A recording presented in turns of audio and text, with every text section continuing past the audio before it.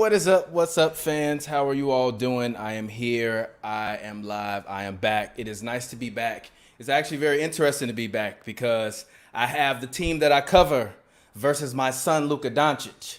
So, unfortunately, I'm conflicted because on one hand, every time Luka make a basket, I'm like, Luka! But at the same time, I want to cover the finals.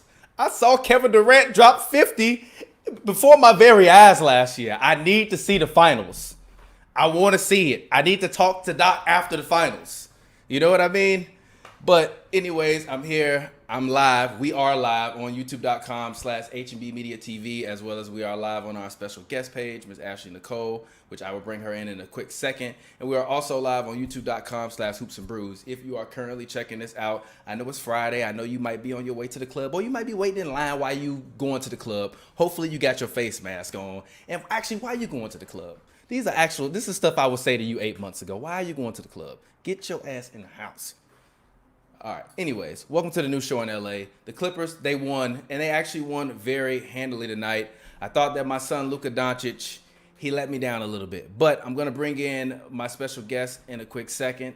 Her name is Ashley Nicole. She is a new partner of HNB Media TV, so you will see her more. She is a reporter, a journalist, a radio host, award-winning, and she is very knowledgeable. She is on the sports scene in Florida. So I'm going to bring her in, and we're going to talk some hoops. Ashley, welcome to the show. Hey. How you doing? It's my first show with you. Thank you. Appreciate it. Much appreciated. Thank you so much for joining us. Yeah, I'm excited. Let's do this. Yeah, exactly. So the Clippers won tonight, 130-122. Kawhi Leonard had another great night.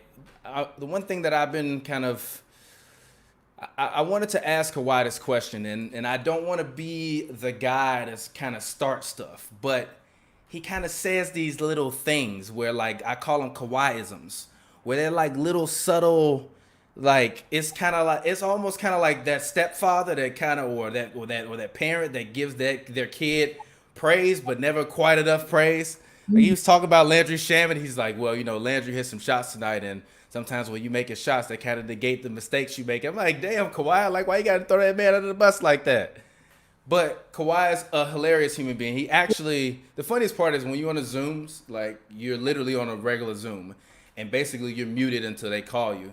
So it's always like a real lag between all of the, between the time where you actually start talking and between when, kind of when they unmute you.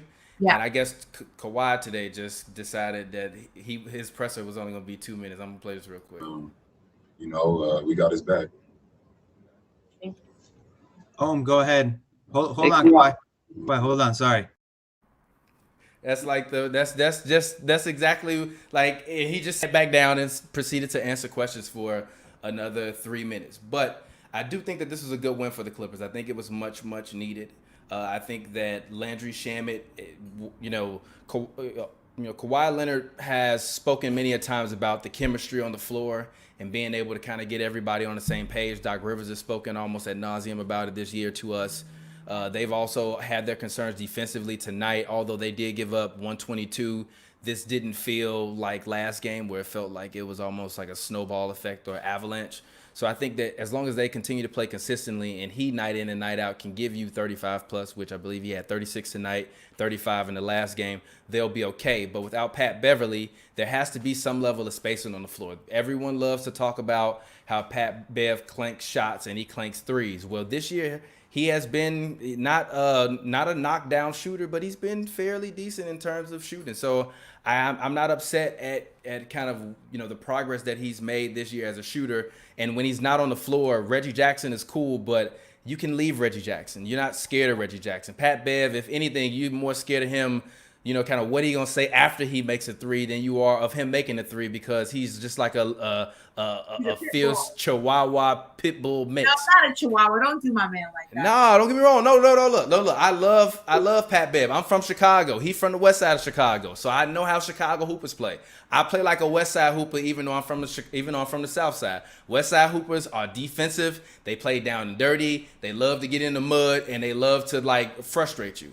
I play like that as well. He plays like that as well, but you got to be just like nonstop. So I say that with all due respect, because also Chihuahuas, I heard they can like bite you in your ankle and it's an artery in your ankle. If they bite, they can kill you. So they might be dangerous too. Don't judge the Chihuahuas. But what did you think about today's game? How did you feel about what you saw? I mean, honestly, first, let me start with what I didn't see, and that is anything from Paul George. And I think it was interesting when they asked Kawhi after the game. You know, Paul George went 3 for 16, and they asked him, "Can you win with Paul George shooting like this?" And Kawhi simply just said yes. So I take that as, AKA, I don't really need him. But I mean, he's Paul George has said he's a number 2 numerous times. I he's think not even number 2 right now. I mean, I think he had 11 points today. Like, you can't, this is game 3 of the playoffs. This isn't, you're not in OKC anymore. This is a bigger stage. You're playing in Los Angeles. I mean, right now you're technically playing in Orlando, but if this was a regular season, you'd either be in the Staples Center, and you can't be playing like this. You can't be performing like this. And also his defense hasn't really been up to par, and almost looks like, Kawhi's out there as a one-man band. And yes, you have your supporting players. Lou Will's always consistent, is always there when you need him. Obviously, Patrick Beverly, that situation is going to be, we're going to have to feel that out. But Paul George is a star player. He is there for a reason. He's there to perform, and he's not performing. And luckily, the Mavs, although they're a great team, I don't think anybody has them beating the Clippers. I certainly don't. The Clippers are my pick to go to the Western Conference Finals. So I don't think it's an issue of the team that they're playing right now, and I don't think it's an issue that Paul George isn't performing the way he needs to when playing the Mavs.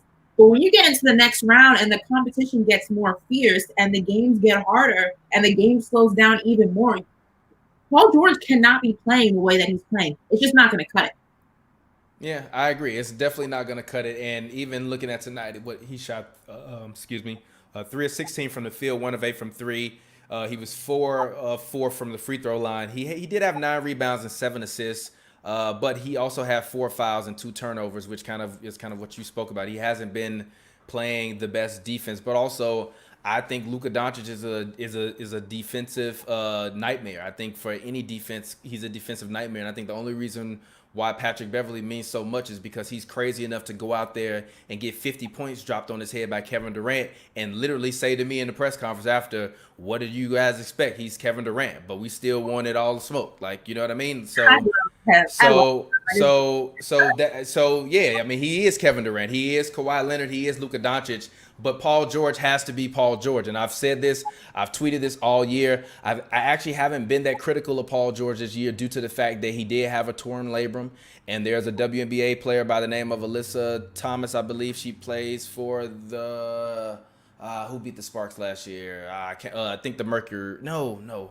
Who beat the Sparks in the playoffs last year? I can't remember. Her name is Alyssa Thomas, but she's just like a animal. She's just like PJ Tucker in terms of just being relentless on the boards. But she's been playing with 2 torn labrums for like 2 years, and she won't get surgery because she'll miss out on opportunities to play overseas. So I gave Paul George the benefit of the doubt because even she said she can barely lift her arms above her head. So I gave him the benefit of the doubt last year. This year, you have to come out and make those shots. You can't be going back and forth with Bleacher Report in the comments on the IG and you going out there and you laying the egg. Go ahead. That's the thing that upsets me is that I don't like when players, and I didn't like this when I was a player. For people who didn't know, I used to hoop a little bit back in the day. I'm not gonna. Okay, turn up.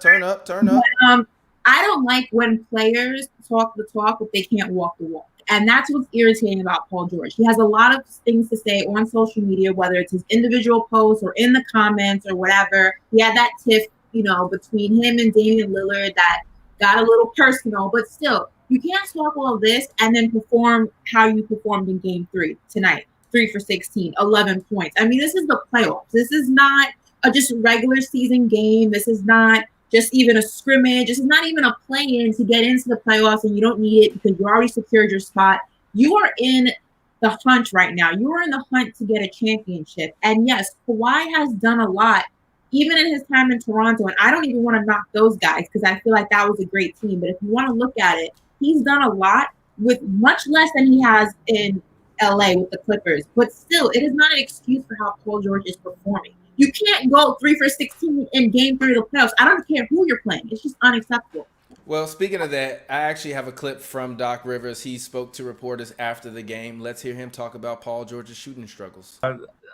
I know obviously you guys won today, but kind of going forward from here, how disconcerting is it just to see Paul George and just how he shot today, obviously after that game too? Yeah, I'm not worried about it. He's a great player. He's human. I can tell you this, I can guarantee you this. He's not forgotten how to shoot, and it'll fall for him. It's funny, that last bucket of the game, he made a layup. He saw the ball go in. It's amazing how the basketball guys, that's probably going to be a carryover for the next game for him.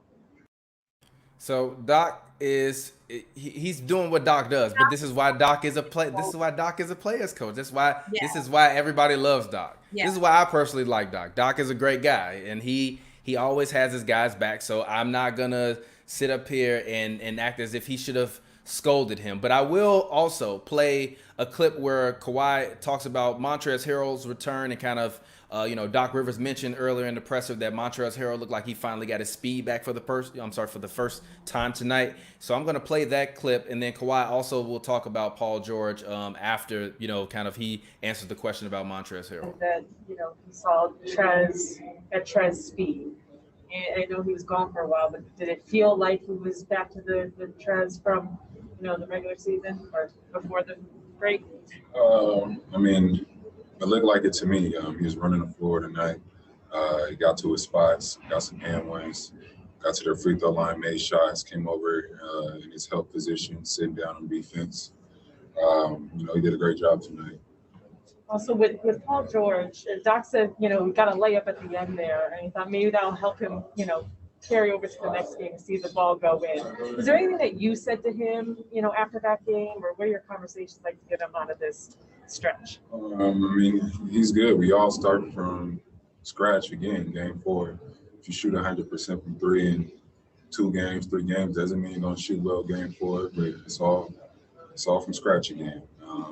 This is playoff basketball. He's a confident player, and he's going to turn it around. We got his back. So Kawhi doing what he should do, having his teammates back. Doc doing what he should do, having his teammates back. I will say this. I got a couple key stats for everybody out there because I know you guys are in the comments talking about the rest of the team. Yes, the rest of the team played awesome today. The Clippers had 15 turnovers in game 2. They limited their turnovers to 7 today versus the Dallas Mavericks. They, the team the other day also shot terribly as an entire unit. They were dismal from, the shooting line, including Paul George. Today, there were 8 Clippers players that shot above 50% for the night. Kawhi Leonard was also out there dishing and making plays. Doc Rivers actually spoke about Kawhi Leonard's playmaking. So I'm going to play this, and then I have a point to make about Doc's point. Hey, Doc, is Kawhi one of the most cerebral players you've ever coached? Like, it seems like he could just get to his spot at any time so casually. Yeah, he's just smart. He kind of sees the game. It's amazing. That was a fast-paced game, but for Kawhi, the game is played. He can see the game, even though it's fast, and he goes fast. He's never in a rush. He knows where to go. I thought his playmaking was incredible tonight. Obviously, his scoring, his defense, but I thought his playmaking set the tone for everybody else. All right, so Doc mentioned about his playmaking. His playmaking did show tonight. He had 8 assists tonight. Kawhi Leonard has actually been averaging a career high in assists. I actually said earlier this year that I thought that, I said last season as well, that, Kawhi and PG have the chance to be Mike and Scotty 2.0. But if PG gonna play like this, it's not gonna happen. But I do believe that they don't need Paul George to play excellent in order for them to win, and that's the reason why you go out and you get Kawhi Leonard, and that's also the reason why you continue to also add more pieces and more shooters. They got rid of a guy in Mo Harkless, who I love. Mo Harkless, great locker room guy, but when we're talking about actual players that can stretch the floor, he's not a guy that can stretch the floor. He's not a guy that will allow in the playoff matchups when teams double down on Kawhi or they double down on PG and and they swing the ball for him to be able to make wide open shots. Reggie Jackson did not hit those shots in game 1. Game 2. Landry Shamet did not hit those shots in game 2. Lou Williams had a bunch of turnovers in game 2. So I think tonight was encouraging for them. I think the thing that everybody should be kind of scared of is that I think the Mavericks would have probably given every other team in the Western Conference at least a 7-game series. But because of the wing defenders that the Clippers have, this will probably be a quick 5 or 6 game series, because I just don't think that Luka Doncic and Kristaps Porzingis are enough to beat the Clippers for 4 games. I think that one of them is going to be hot one night, one of them is going to be cold the other night, and then the rest of the time I'm worrying about if other guys can make shots like Finney Smith and Steph Curry. So, kind of, what do you think in terms of outside of Paul George about the Clippers team as a whole? Do you think that they still have enough depth to be able to make the finals without Paul George shooting well? Absolutely. And I think Kawhi meant that when they asked him the question, can you win with Paul George shooting that way? He said yes. Absolutely. The Clippers are a deep team. They're deep in their starting, they're deep in the bench, and that's what makes them so dangerous. They're a great defensive team, but it's still not the point for me. I think when you compare it to, Jordan and Pippen and even that Bulls team as a whole, the difference is that Pippen understood that Jordan can't do everything. And there are going to be times that they're going to need him when it gets further into the series. And yes, when I say he can't do everything, I don't mean that he actually can't, because everyone knows that he could.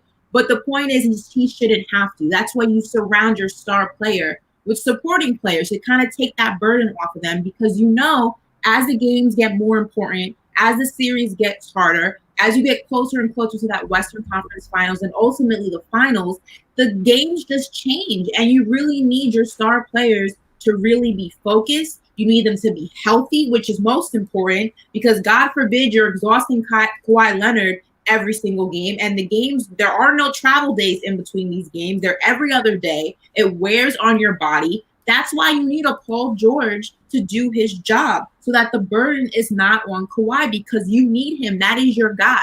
So, yes, they don't necessarily need him to win, especially not this series, especially with the issues that Luka's having with his ankle now. Now it's the left one. Yeah, I didn't mention that. I forgot to mention that Luka twisted his ankle. I don't mention when Luka, I know it sounds bad that I didn't mention that, because that should have been a big part of kind of what I mentioned. But Luka turns his ankles all the time.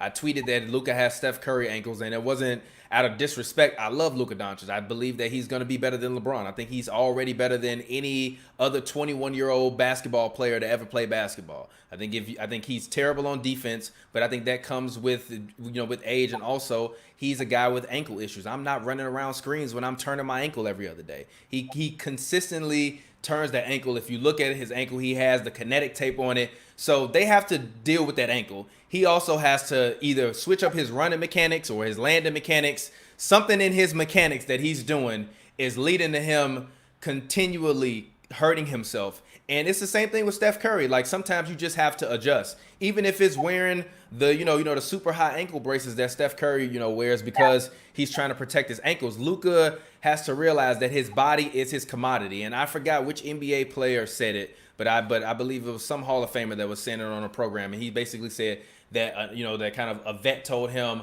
the best advice that he got was, the vet told him, take care of your feet. He said, because your feet will keep you paid if you take care of your feet. And I don't think Luka is doing, and they are doing the proper job of taking care of his feet, because I'm just looking at it and I'm not seeing something that's trending in a good direction. Because if he tears a ligament in his ankle, or he gets a really bad grade 3, ankle strain like Gordon Hayward had, that's going to be something that's going to linger. That's not going to, and he's already had a couple grade 2 strains like that. He's young, but that doesn't mean he's infallible. So I hope that they can either in game 4 figure out a way to allow him more opportunities on the perimeter, because I think Kristaps Porzingis is shooting too many threes. It's the same problem I got with Anthony Davis. Get your big ass on the block. Get on the block. There is no one on the Clippers that can guard Kristaps Porzingis. They can't even guard Boban. You know what I mean? Like, there's nobody that can guard. They can't even guard Boban. They had a great day-to-day guarding Boban. Like, the fact that Boban is a topic of discussion in a first-round series, in regards to winning a game for you is and it's no disrespect to Boban, because I love Boban. I think he's great. He was amazing in John Wick 3. He was amazing in John Wick 3. But Boban should not be defeating, and he shouldn't be outplaying Paul George, which is what he did last game. So they got to make some changes before game 4. Well, I mean, in regards to Luka, I can say it as someone who played, it is very difficult to change your style of Mm-hmm. He's obviously very used to playing in a certain way that is not conducive for the way his ankles are set up. And it's Yeah. something that comes with adjustments. It's not something that happens overnight. And then what happens is you start a game with the mentality like, okay, I'm not going to play like this because it risks injury. And then what happens is as the game progresses, you revert back to old ways. So for him, it's about readjusting his style of play altogether, especially if he wants longevity. But I do agree, with Porzingis, he does shoot too many threes. And I don't think that he's going to be the guy who's going to be able to hold the team down himself enough to win a series against the Clippers. They're just far too deep. I think with him and Luka, like you said, they haven't found that chemistry yet where they're both conducive at the same time. And I think that's also something that the Lakers struggle with. I think Anthony Davis and LeBron James have their nights, just like Luka and KP, that they're working together. They look great. They're symbiotic. Everything's working. And then they have games where they're just complete polar opposites. One guy's having a great game. The other guy's not doing his job. And that just comes with time. That comes with learning your team. That comes with chemistry. And you can't, unfortunately, you can't force chemistry. You can't speed up the process. So obviously, the Clippers are going to take this series. I don't think it's going to be a wash. I do think that the Mavs, depending on what happens with Luka's situation with his ankles, whether or not he's able to return for Sunday, I don't think it's going to be a wash. I think the Mavs have another win in them. I see the series probably going 6. I don't think that, it's going to be done for the Mavs. I don't think they're ever not going to win a game again, but they definitely have a lot of adjustments they have to make. But I will say, though, that the Clippers, they only won by 8. So let's talk about that, because their defense, especially in the third quarter, they take their foot off the gas. And that's something that worries me, because, yes, they're a great defensive team, but you need a tighter defense, especially with a team that has shooters like the Mavs. And as the series progresses and as the playoffs continue, you're going to come into contact with teams who have shooters, and you need to keep a tighter defense. Paul George needs to play better defense. He has to stop trying to maneuver in the way that he thinks he's going to get calls that he's not going to get, because in the bubble, everybody's shooting great. You have no fans, you have no distractions. The shooting, the three-point shooting is off the charts. You can't count on the refs, and the officiating in the bubble has been just horrendous. So you can't count on them giving you the calls that you think you deserve. You cannot take your foot off that defensive pedal. And I think that the Clippers, especially in the second half of the game, they tend to struggle with that a little bit. Yeah, I don't disagree with anything that you said. I think those are all excellent, kind of evaluations, and I agree. I don't think that this is doom and gloom for this game. I do actually think that the Mavericks will probably sneak another game, and the game that I think that they will sneak will actually be this game. I think that in Game 4, I'm personally looking for Luka Doncic and Kristaps Porzingis to come out and really kind of give it their all. I think you saw it with Joel Embiid that I think life is coming at a lot of these guys really fast. I think usually when the playoffs happen, there's there's days in between. Everybody's working. So instead of it being 4 games on starting at 10 a.m., it's like 3 games on starting at like 3 p.m. And then they go to 12. And now they're going from literally 10 a.m. to basically 12 a.m. nonstop every day. We sometimes get pressers where they're at 8 o'clock in the morning West Coast time or 7 o'clock in the morning West Coast time. Usually Clippers practice is at noon or 11 or 1 or something like that. So even kind of the adjustment of that, and then going into the playoffs where you can go to another arena and get that momentum, you can't really get that back. And I think that what the Clippers did today, was really come out and establish dominance in terms of momentum. I think in Game 2, they lost a lot of the momentum because they were just bricking shots. And I think also with Luka Doncic going as crazy as he did in the first 2 games, to the point where it's literally historic, you have to sit back and you have to actually, kind of stop him, number one. But you also have to make sure that the guys on your team hit shots. Like all year long, Pavy and I have spoke about consistency. Pavy just dropped another Pavy's Daily Takes on HNB Media TV talking about the Clippers and their inconsistency. This is what we've seen from them all year long. And the question I really wanted to ask Kawhi after the game was like, okay, you told me all year that you've been trying to work to build team chemistry defensively and offensively. All right, well, now you guys have 3 games together playing with each other. Do you feel like you're making progress, or do you feel like there's still a lot of kinks? Because he's a guy that actually, more times than not, will slyly answer honestly. Yeah. Mm-hmm. But I was going to ask him that, but then they wound up calling on somebody else, and then the press conference ended. But speaking of Pavy, I'm going to bring Pavy into this live stream so we can talk some Clippers. I know he has some thoughts on what happened in Game 3 and Game 4, and if you got to bounce, you can feel free to let me know, and then you can, and then we can get you out of here. But I definitely do appreciate you coming through and talking. But Pavy, welcome. What's up, man? How you doing? What's up, man? How you feeling? I'm all right. How are you? I'm great. I'm chilling. What do you think about tonight's, whatever this is? Where, man, you got this T-Pain connection, G. What is up with this? What's the What is this, G? What is this, bro? I'm not at home clearly. But no, what I thought about that game was where are you then, sir? Are you quarantining like the rest of us? I am quarantining, yes. I'm quarantining in a different location than my house. I'm in California still, but you know, I'm out. Why are you stuck? Nah. I'm in California, but you know, I'm out. You know, I'm at a place. I took a little staycation for the weekend. So without for the whole weekend before a couple of days. So I'm out here. Are you solo dolo? Yeah, I swear to God, I'm by myself. I'm chilling. Why you by yourself for real? I'm dead. I'm dead serious. I'm literally by myself drinking champagne and Corona. I'm literally by myself eating quesadillas and drinking champagne by myself, like 60 miles away from LA. Hey, you couldn't take the heat in that building. Hey, G, you was like, I'll be damned if I sit in that heat again. Nah, look. We used to live in the same apartment building, and that heat hit different. Heat hit different. Go ahead. Look. I'm gonna tell you what convinced me. I called my dad, and I told my dad I didn't have central air in the crib, and my dad was like, "Yeah, this is the time." And I was like, "You know what? I'm gonna take a staycation this weekend." I didn't hear nothing you just said. My dad was like, "This would." My dad was like, "Yo, this would." Yeah, I mean, it's probably not the best Wi-Fi, but So I'm in this hotel for a couple of days. Do y'all hear anything I'm saying right now? I mean, we can hear you. We can hear you. You just got that T-Pain. Damn, 28. That's a connection.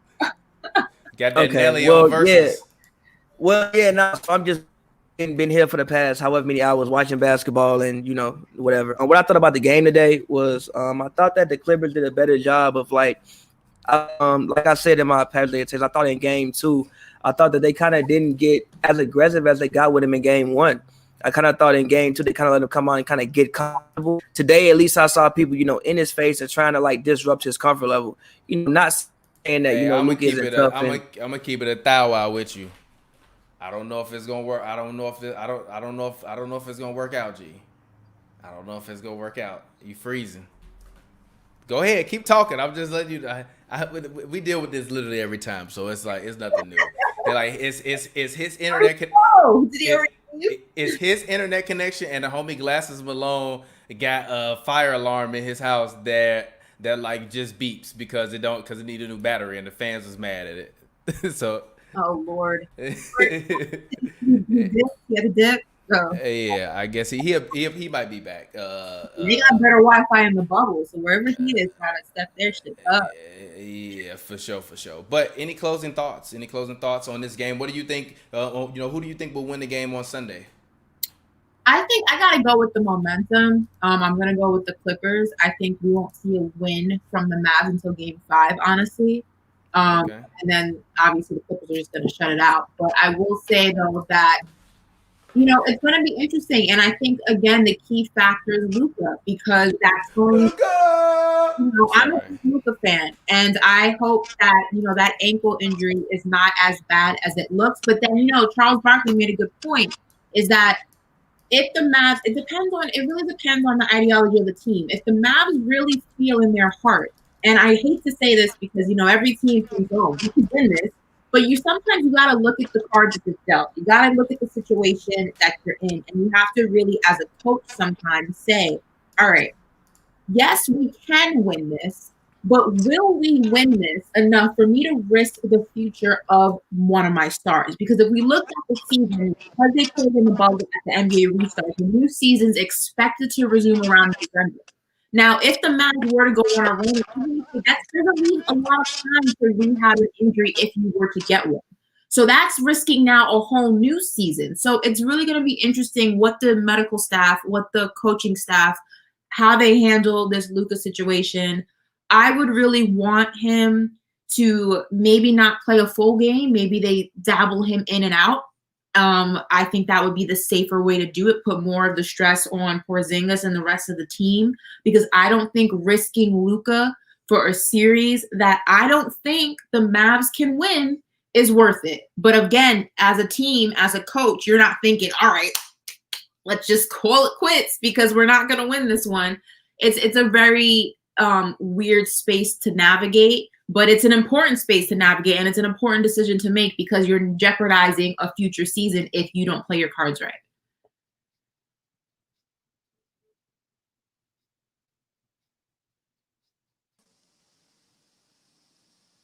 Yo, can you hear me? Yeah. Okay, yo, TBJ is muted. But no, what I was saying before was I thought that. Oh, my bad. Yeah, you Crystal clear HD. Yeah, I'm on phone now. But what I was saying before was I thought that the Clippers came out and got a little bit more aggressive with Luka, which they did in the first game. And the second game, I kind of felt like they kind of just let him get comfortable, and didn't show that same level of aggression. I thought a lot of that had to do with Pat. Obviously Pat was, I don't want to say a late scratch, but I feel like everything now is kind of a late scratch because of the fact that, the games are coming every other day.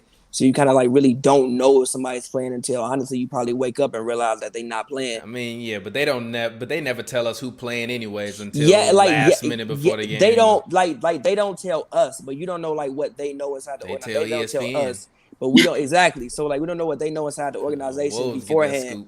Yes, they know inside the organization beforehand. I just feel like yesterday, the last game they came out just weren't aggressive enough. I feel like today they came out and really took this team seriously from the beginning and realized, like you said, Luka is doing what Luka does. Let's go and get Luka.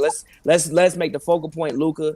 And let's go out there and really get into Luka. I thought they did that. Even you saw Trez talking to him, getting into him. This is not to say that Luka's gonna back down from anything because I don't think he is. Hey man, they on my son a little too heavy. No, they on my son a little too heavy. No, do that. Do all of that. Do all of that. They on my son a little too heavy. No. They on my son a little too heavy. They got this man KP out there looking like Charles Oakley right now. No. Do all of that. The man is a 21-year-old rookie.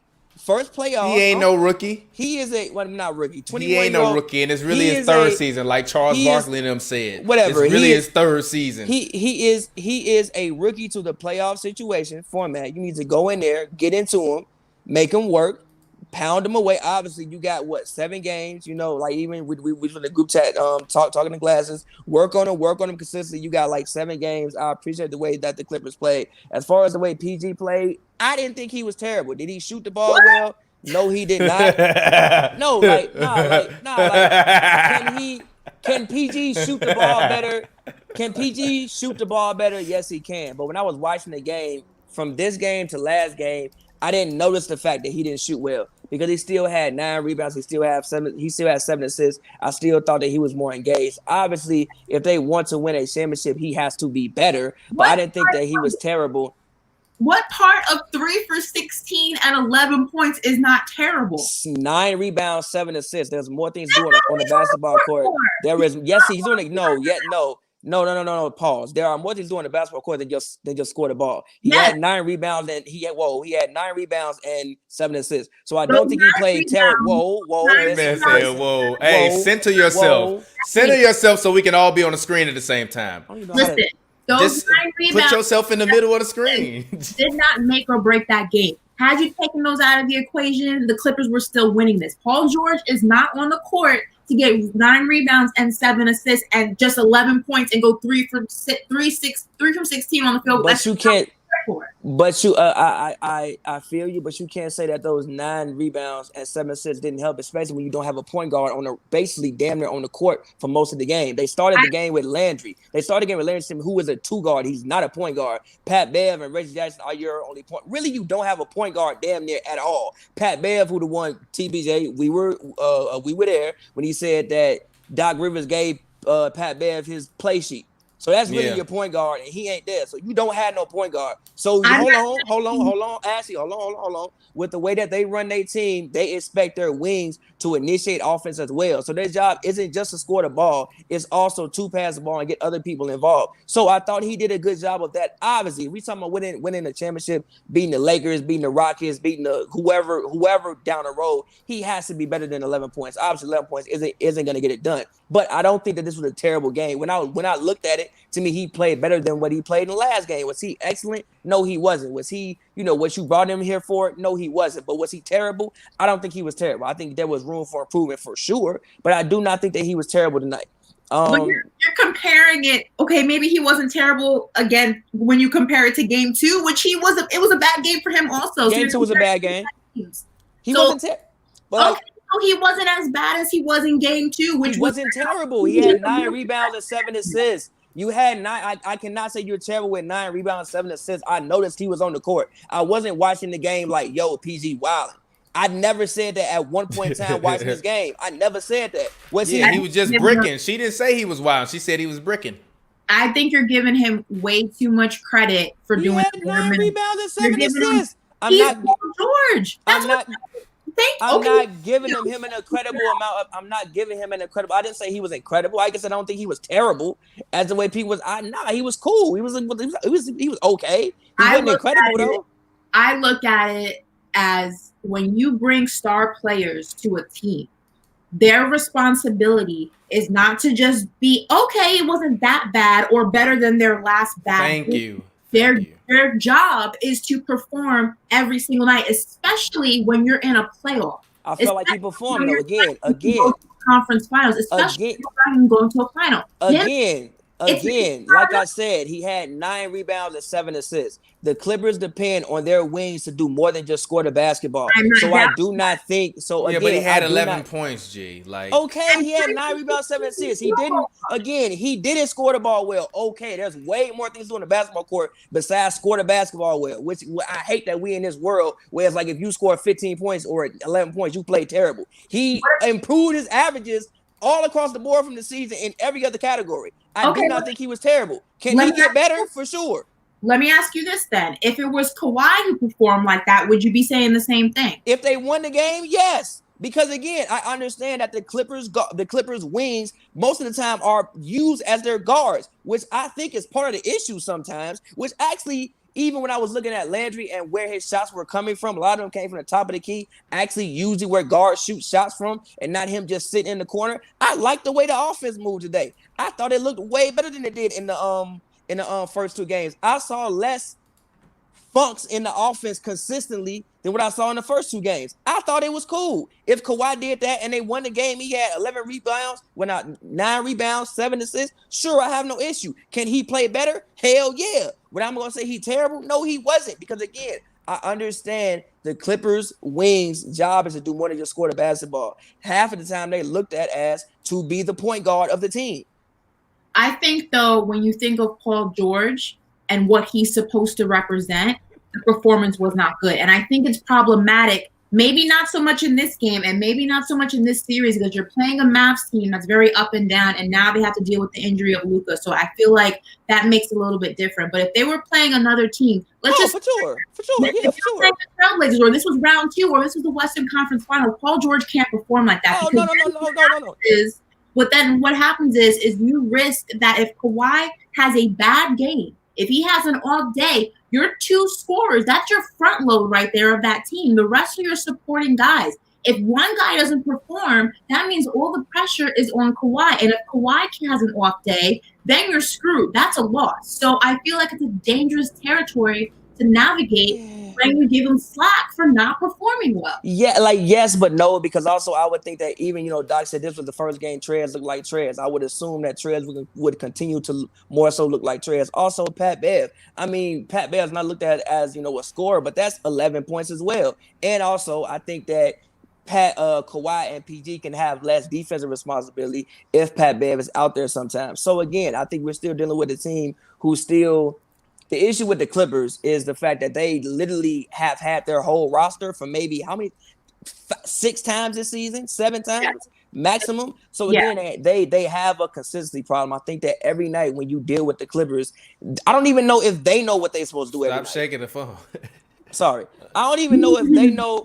I don't even know if they know what they're supposed to do every night, which is an issue. Like I like again, Landry was shooting shots from the top of the key. What kind of team are they? What kind of team are the Clippers? You right. I don't know, bro. I really don't know. I have no idea. I like gave a reasoning. Right now, they seem to be. We are led by Kawhi because Kawhi seems to be the one constant. But I don't know what type of team they are. I really don't. Today, I saw Landry taking shots from the top of the key. Dead ass. When was the last time you seen Landry shoot the ball from the top of the key? It's a real question.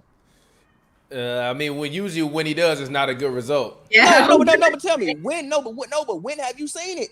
Yeah. I can't recall the last time I've seen it. Usually Landry is stuck in the corner or he getting something like somebody driving and he kicking it out to him and it's like a last second shot. I haven't seen them run a play for Landry to shoot the ball since before he got hurt. When that Raptors game when I think he had the high ankle sprain. That's probably the last time I've seen him actually run a play for Landry. So it's like we still in August now. This is probably game. I mean, obviously they didn't play 82 games season, but probably a game like 80. And it's like I don't think that they even know what they even doing every single night. So I think that has an impact on everybody because they don't know what they're doing every single night. I think that's even more of a reason why I'm harder on a Paul George than I am on, Lou Will or somebody like that, because I feel like those two guys are the leaders of that team. They set the tone, they set the example. And I feel like because that team is still in a sense they're adjusting. They just got Trez back. He just cleared quarantine protocol. Like the team's still trying to figure it out. And yes, they're fortunate that they're playing a Mavs team that is not really competition. And I hate to say that because they're a great team and I think they're going to be a great team for many, many years to come. But right now at this moment in time, yeah, they had that loss. I think they'll lose game 5. But overall, I don't think that the Mavs are taking the series. I think it's obviously going to the Clippers, but they're fortunate that they are still able to work out the kinks against a Mavs team. But you can't take that mentality into the playoffs as you continue. It's very hard to switch things on and off, and I know that from experience. And it's you got to set the tone now. And Paul George, you can't give him slack. He's got to do better because it's hard to get out of a mentality. I understand that he has to be better, but 1,000%. Like obviously, this is conference finals. That like as you get deeper to the playoffs, they're gonna need you to be better. I'm not at all disagreeing with you on that. But as far as like roles and as far as like what they expect from people, I actually think Lou Will and probably Kawhi's role are probably the most consistent roles on the team. No, they are consistent. When Lou comes in, expect more from a Paul George. Facts, but yes, Lou is consistent, and he always has been. But the expectation of Lou Will is here, and Paul George is here. That's just what it is. I won't disagree with that. That I would not disagree. But I'm just saying on roles from night on like a night to night basis, as in like we expect you to do this. I think Kawhi Leonard's role you expect Kawhi to do, and you expect Lou to come off the bench and be that man squad the bench. And if you get close to 20 points, and Trez, I think Trez is also when he's there consistent as well. I think everybody else role every night can somewhat change and like verify, and PG is included in that. Obviously, if we talking about winning the championship, he has to be better than 13 points, 9 rebounds. I'm just not going to kill him for this performance. I'll give it 2 extra points. It was 11, all right? 11 points, 9 rebounds, 7 Exactly. He be just piling those like 9 rebounds. He had 38. Rebounds, like no, he didn't. No, like again, when I watched this game today, when I watched game 2, I was like, this man is wilding, which is why he went on and tweeted that meme because everybody knew he was wilding. He was on the court. That wasn't it. Today, when I looked at it, I'm like, I didn't notice that he was as bad as not bad, but that he shot as bad as he would, as he did today. I just honestly didn't notice it. But let me ask you this though: you go out and you're on Twitter and you're talking rah rah rah, and then you come out and that's how you play. Don't you feel like you needed to do a little bit more if you were going to talk that talk on Twitter or Instagram? I mean, once he posts, I'm gonna like keep it all the way deep with you. Once he posted the tweet, I was like, oh, the Clippers cooked. That's actually my first opinion was posted. I was like, oh, like they're cooked. Why are you posting this after game 2 of a series? Hey, you know who else cooked? You cooked, by the way, on that Karis LeVert bet. That man that had 15 the last 3 games. G, bring my bottles over to my crib. I want those. I'll take a Douce. Thank you, sir.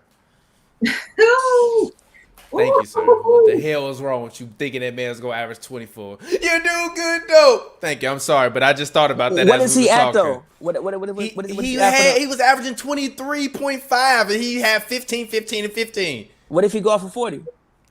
That's not going to average. What the fuck? What if he go off for 40? I don't even curse on there. Come on, man. What's stop? 40? What if he go off for 40? He could go off for 100. It's not going to take his average up to 24. It might though, bro. He had like 15 3 games in this series. What's wrong with you? I was wrong. Exactly. I will take my Douce at my house. You want to make any more playoff bets? Let's go ahead. I love free liquor. When I see you, we can walk to CVS and we can go get the bottle. I can go get the bottle for you. Yeah, you did. Weed. Ain't no weed. You lost. Actually, present that on the next happy hour, Hoops and Brews. I need the fans to see me in all my glory because you were so sure about this. But let's go ahead. Let's get ready to get some final thoughts in. What are your final thoughts? Well, actually, really quickly, 1 minute each. Who was your MVP of this game to you? Want me to go first? Yeah, go ahead, Ashley. Obviously, Kawhi Leonard. I mean, it's just is what it is. I mean, 36 points, put the team on his back. He's really showcased that he is a leader, and I think a lot of people were a little bit turned off by him after that situation in San Antonio. He goes on to Toronto, wins the championship, and then it heads over to LA, and I think that kind of rubbed people the wrong way. And I just think that he shows he's not a guy who talks a lot, and he's a little awkward. I think it's hilarious, but he has shown when it comes down to it, he doesn't have to say much. His performance speaks for him, and I think that's important. I think it's important to have a leader like that, somebody you can rely on, that you can count on. That kind of sets the tone for the rest of the team, and I think also it's a testament to his character that when asked about his other teammates, when asked about Paul George and his performance in Game 3 today and then Game 2, he's not the guy who kind of throws shots. I mean, maybe if you dig deep and you kind of read between the lines, but I think that he just focuses each game as is, and I think that's so important, especially in a bubble situation like we're in right now, because you don't have the travel days, you don't have the games where you can kind of take a breather, feed off the energy of your home crowd when you do play at home, and it changes the dynamics, and you really need to have a type of mentality that is just powerful, and I think he has that, and it's a good asset to have on your team. So Kawhi all the way. Yeah, I wish I could actually, you know what? I was going to say, Pavy, go ahead, give your thoughts. You know what? Obviously, I think Kawhi is the obvious one, but I'm actually say Landry Shamet. I'm glad you didn't pick my MVP of this game. Landry, I think Landry came in, started for the first time since I don't know when. He had 18 points tonight. He was, I think he played good defense. He even hit the shot right before the half that I think pushed the lead. I'm not sure what it was, but it like when he hit that shot, I was like, okay, the Clippers probably had his game, kind of in control. I think that he was all over the court defensively. He was at least trying defensively. And also even doctors talked about it a lot, when Landry's out there because of the fact, he shot, 38% from 3 this year, and that was a down year. Before he shot, I think about 40% in his rookie year. He led all rookies in 3-point shooting. So when Landry is out there, the fact that you just can't leave him, somebody has to stick with Landry because he's a really good 3-point shooter. So I just think Landry Shamet, being able to come in after not having a full training camp or whatever you want to call it, camp, not being able to play in all the bubble games because, he had COVID. I think him coming in, stepping in his game and starting to perform the way he performed, I'm going to give it to Landry Shamet. All right. So for me, actually, I'm going to go ahead. I'm going to play my clip from Who Wins because I feel like it'll I mentioned this guy. So I'm glad that I'm glad I got a prediction right because my prediction's been going a little left. You going to say Zubac?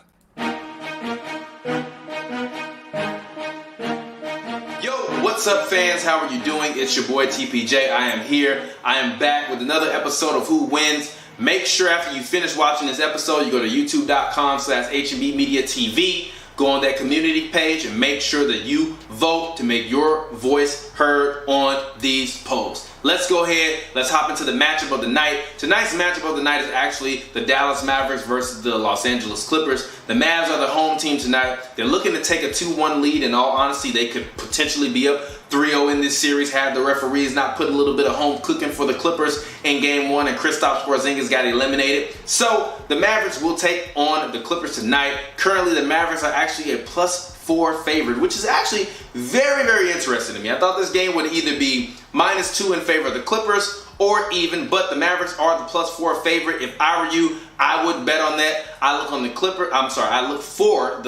I look for Kawhi Leonard to make an adjustment to play better. Paul George had a dismal shooting game last game. I don't believe that that will last or happen again. So I'm going to take the Clippers to win this game in a very high-scoring affair, 130-122. And I think Kawhi Leonard will drop a 30 ball. I look for a 30 ball from PG. And my underrated player for the game is Ivica Zubac. Ivica Zubac played well in Game 1. He has to play well in Game 2. If Ivica Zubac does not consistently night in and night out give you 10 and 10, you're going to have some issues. I expect Ivica Zubac to have a big night.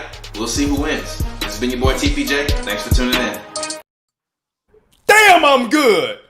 God damn, I'm good. I got the score right, and my man's Zubac, a.k.a. Zupac, came out and put it down for the set. I started to last game, Zubac had, hold on, let me see. He had 3 points, and he had 4 rebounds. And he was a -4 for the game. This game, he was a +13 for the game, which is the highest on the floor. He had 15 points. He had 6 rebounds. And Doc Rivers also spoke about how he switched up his rotations a little bit to put Trez in there a little earlier, to get him started a little bit earlier, but also to allow Zubac, a.k.a. Zupac, to run wild all over the floor and grab rebounds and keep Boban big ass away from the rim. I literally got it all the way down to the score. Come on, man. You said PG was going to have 30. Okay, I thought he was going to have... Okay, so what? Players fuck up sometimes. You said not Karis LeVert was going to average 24. Players fuck up sometimes. He was close. Hold on, look. You know how much of a hater you are. I got the score right. I got Kawhi 30 ball right. I got Zubac right. You said you got you a hater. You a hater. You are a hater. Everything right, bro. You are a hater. You didn't get everything right. You're a hater. You said PG was going to have 30. Okay, fine. I got 90% of everything right. That was a falsity. I got 90% of everything right. That was a falsity. I was almost on the dot. Fine. All right. You're happy. All right. Let's go ahead. Final thoughts. A minute each. Go ahead. What are your final thoughts? What are you expecting from next game? Well, next game, obviously, I'm giving it to the Clippers. I think the momentum, you usually always go with the hot hand. I think that's going to be the Clippers. I think that the Mavs do not have enough of a turnaround to kind of work out their problems, especially when it comes to Luka. I'm going to be interested to see exactly what the Mavs do with him, if they play him at all, and if they do, hopefully it's in limited sequences, because I just don't think it's something that you can risk, especially with next season being a lot closer to the end of this restart, if you will, than normal. So I just don't think you risk that next season, that new season, by exhausting him now. But I do think the Mavs have one more win in him. I think that's going to come Game 5, but ultimately the Clippers are taking this series. I think Paul George is going to have a better game. I'm going to see a lot more points on the board from him. Hopefully those assists and those rebounds stay consistent, though, because I think that is an important aspect of the game, especially in the Clippers' style of playing.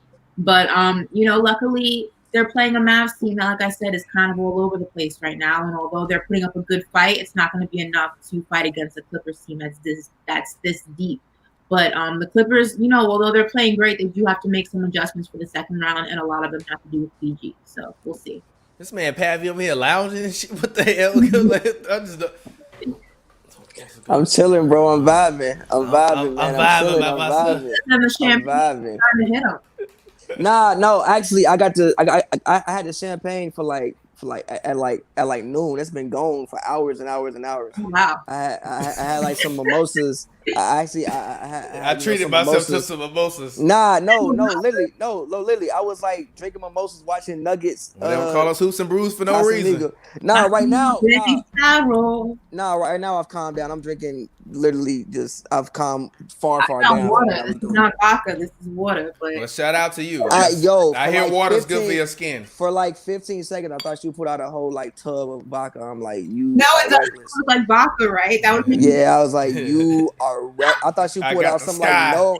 I thought you pulled out some no-name vodka. The crazy thing is, whenever I drink this, like when I'm working out, people think are like, yo, she down with vodka, right? I thought you pulled out some no-name. I used to take bong rips and go work out, but I thought you pulled out vodka and go to work out. See, that's why you Toyo whatever. No, that's not. That has nothing to do with none of that shit. No, it doesn't. I lifted the wrong thing, and I had hernia surgery before, and my shit. No, you saw how muscular I had gotten when I was working out. You saw how muscular I had gotten. I was lifting weights. I was lifting weights. But anyway, to go into it, my final thoughts game 4. I mean, I said Clippers in 5. I'm sticking with that. I think even without Luka, I don't think the Mavericks are someone that you can just roll over. I mean, even you heard Doc mention today in his pregame press conferences about game 2 when you could make the case that in game 2, I think it was game 2 or game 1, whatever game it was, game 2, that the Mavericks made their run when Luka was off the court. Like, I think the Mavericks are just a good team in general. Now, are they, the team that they could be, without Luka? Obviously not, but I think they're a good team regardless. So, I mean, I think that they'll put up a fight in game 4. Will they win the game? No, I don't think they'll win another game this series. But I think that this is a good test, for the Clippers in round 1 regardless. Like, you're playing against the best offense in NBA history based on the stats. So I think that this is a good test for them in round 1. Like I said, I mean, I think they'll probably end up winning by like 15, 12 points, but I think the game will be much closer than what the final score says it was. Wow. Okay. So you're just washing your hands of the Mavs. No more wins for them. No, I said Mavericks in 5, and I meant that. Like, even with Luka, you said Mavericks in 5. No, I mean Clippers. I said Clippers in 5. So you think the Mavs aren't going to win anything else? No, I don't. Wow, they're going to win Game 4. And for my final thoughts, I have the Mavericks actually winning Game 4. I think that they will make some adjustments. I think if Luka is somewhat healthy, I think they'll be fine. I think this is something that he has been dealing with. I mentioned that he has kinetic tape all over his legs. Look at his legs, look at his ankles. You'll see it. It's like silver and green and blue. And I literally used to put those on my calves because I get shin splints when I run. So that man Luka is out there laboring. So I'm hoping that the Mavericks actually make this a competitive series. One, because I don't want to see Luka get swept. And also, the longer and the more games Luka win, the better every single argument I ever had about him being better than LeBron get. So, Luka. So I actually think the Mavericks are going to win Game 4, and I think the Clippers will close that out in 6. Thank you for that face. I appreciate You gotta lay off the Casamigos because that is a thank you. No, that's my son. Thank you. He's better than LeBron. He's literally better than LeBron every year with the exception of when he was in Miami. Yo, stop drinking because that's no, I'm dead ass. I've been saying this for 2 years. Drinking. Do your Googles. Do your Googles, Ashley. Do your Googles, Ashley. Relax, do your Googles, bro. Ashley. Do your Googles, Ashley. Go pull up the numbers. You need me to pull up? You want me to put? No. Let's do it. We can pull up the numbers right here, right now. You want to pull up these numbers? LeBron James. Yes, he's better. Luka.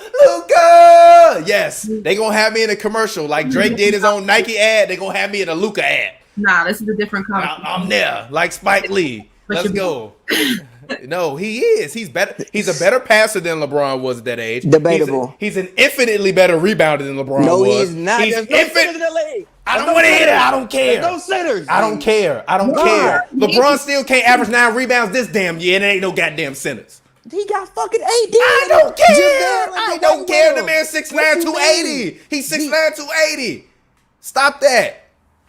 He's 6'9", 280, G. Who's stopping Bron if he can't get JaVale, Dwight, and Anthony Davis? Don't put that on them. That man Dwight Howard averaging 7 and 7. Come on, G. Stop it, G. 7 rebounds off the bench is crazy. G, Trey's averaging like 19 and 7. Zubac is still averaging 9 rebounds. Kawhi still averaging 6, 7, 7. Stop it. It's Trez not having a crazy season. Stop it. Y'all. And so is Luka. Luka averaging 39 and 9. What are you talking about? James? Yes, he's better than LeBron James. He is. He's better than LeBron James was at 21. He's literally the best 21-year-old basketball player to ever live. Period. Point blank, end of story. You've never seen a 20-year-old do what this dude is doing. Period. You can literally Google it, look up the statistics. You ain't seen it. You haven't seen it. You have not seen it. You especially ain't seen a 21-year-old point guard do this other than Magic. And we all know what people say about Magic. Top 5, top 10 all time. Magic greater than Bron to me. I didn't say better, greater. I'm just saying. Go ahead. Hit my vodka to that because that's crazy. You can call it crazy. I've been battling Bron fans for years because y'all overhyped the man. The man in the MVP conversation this year, and y'all done set the history. All right. I'm not on the LeBron band. Love hate. Who's your favorite NBA player? Yeah, Ashley. Who does your allegiance lie to as far as team and as far as players? I need to know. All right. The Knicks. Please don't tell me the Knicks. I'm a Knicks fan, unfortunately. Wait, real quick. Ashley, why are you a Knicks fan? I'm from New York. You from New York? Okay, all right, okay. We need to pray for you. Born and raised in New York? I'm raised New Yorker. We need to pray for you, G. Which borough, if I could ask? Which borough? Brooklyn. I'm a born and raised New She said Yorker. I'm Brooklyn. Like, I'm sorry. That's why you should be a Nets fan. Y'all No, you at least got a better chance. People forget, I know the young kids, Generation Z or whatever you want to call them, whatever, like, they think the Nets have always played in Brooklyn. No, they're from New Jersey originally, and we didn't rock with them. I mean, shout out to Jason Kidd. Much respect. Shout out to Marbury when he was out there, but still, we don't. Dr. J, Kenyon Martin. Yeah, we're Knicks fans. Yeah, they got their ass beat. If I had my choice, would I be a Knicks fan? No, but here we are. And in terms of favorite player, in the league currently, I've always been a Mellow girl. Obviously, I was Mellow. Rest in peace, Mamba. That was my guy. Kobe was my guy, but I'm a diehard Mellow fan. Have been since he was at Syracuse. Obviously, when he was with the Knicks, that was a great time.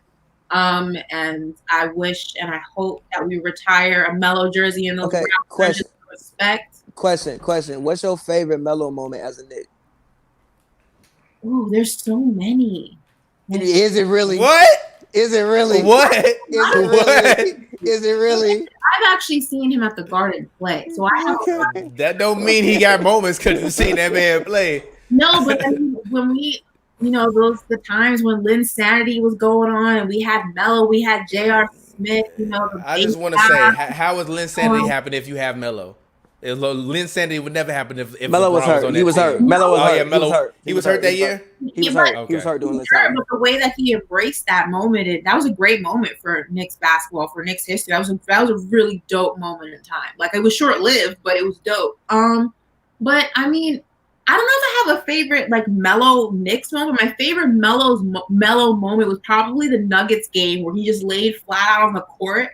And they kept around him, like he couldn't breathe, or I don't know something was going on, and like they would not stop the game. They just stopped the game around him, like, which was insane. And then also, I think it was with the Nuggets where he got that brawl, where he like sneaked at the Garden. It was I forgot the guy's name. He sneaked, I forgot his name, but I think he went to Temple for school. I think, if I'm not mistaken, I forget the guy's name. He just sucker punch from behind though, and then back.